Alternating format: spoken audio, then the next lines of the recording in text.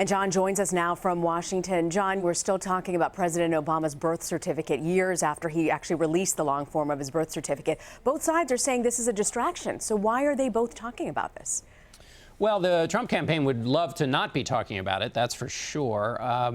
I think the reason it's of interest is that this is an idea that Barack Obama was not born in the United States. This is an idea that Donald Trump was the chief advocate and most prominent advocate for 5 years. He said it was the most important issue in the country. And so he's asked us to look at his business career. He's asked us to look at a few comments he made about foreign policy as far back as 2003.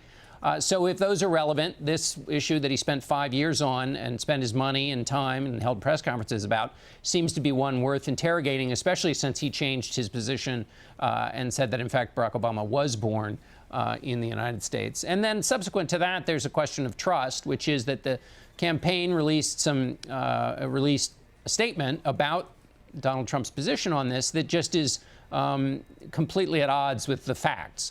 And so this is an issue both of Donald Trump's views in the past, but also now in the present. The way they handle something that's obviously a distraction and something they don't want to talk about, how they handle it in the present. Just as we look at the Clinton campaign and how they handle things in her past in the present, this tells us something about the instincts and habits of the Trump campaign when they are faced with something that's a little bit unpleasant. How do they respond? Who is Donald Trump trying to get on board by reversing his take on the whole birther issue? Well, I think those who believe that the president was not born in America are already for Donald Trump, and they don't, based on some interviews and conversations people have had, the fact that he's changed his public position isn't going to lose their support. But the support Donald Trump does need is from reluctant Republicans, a lot of them college-educated suburban voters who do not like Hillary Clinton. They don't trust her, and they worry about a future in which she is the president. But they worry more about Donald Trump and his fitness for office. And this issue and the racial overtones in it, the idea that basically trying to delegitimize a president is a part of a long history in America where African Americans were denied the vote, were denied education, were denied citizenship, and were denied the basic access to the rights in America by phony tests being applied to those African Americans, tests that they could never pass because they were trumped up. So this falls into that tradition, and that a lot of people find offensive, and that Donald Trump spends so much time talking about it makes those kinds of voters nervous about him. And so this is an effort to put that away and stop that being a part of the conversation. You actually asked Kellyanne Conway about the Gates op-ed where he was very critical of Donald Trump. What did she have to say?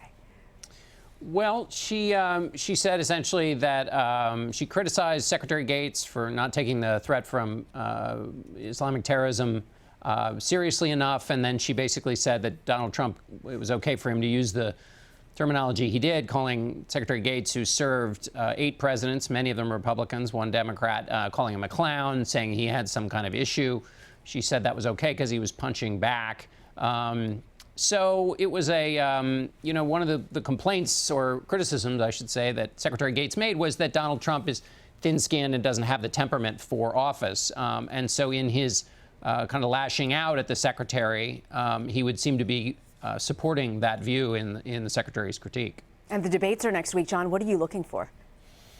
Well, this will be the time that a lot of people look for the first time at these candidates. Yes, we've heard a lot. And my gosh, we've been inundated with information about the candidates. But most Americans have been kind of putting off the decision. They hear bits and pieces here and there, but this is an instance in which they will sit down, take a look at the candidates. Even if they hear sound bites after the debate is over, they will frame their views about the candidates because debates are a little bit more serious. It's the time when candidates kind of look like presidents a little bit. It's very formal. They can imagine the candidates inhabiting the office in those instances. And so what I'll be looking for is when you think about those people who are taking their first kind of hard impressions of the candidates, how are they going to see things? What are they going to what conclusions are they going to draw about Hillary Clinton and Donald Trump? And can the two candidates do anything to help their big deficits? Hillary Clinton's big deficit is that voters don't trust her. Donald Trump's big deficit is that they don't think he can handle the office. Is there anything either one of those candidates can do when they're on that stage for 90 minutes? John Dickerson, thank you for joining us, John. Thanks, Rena.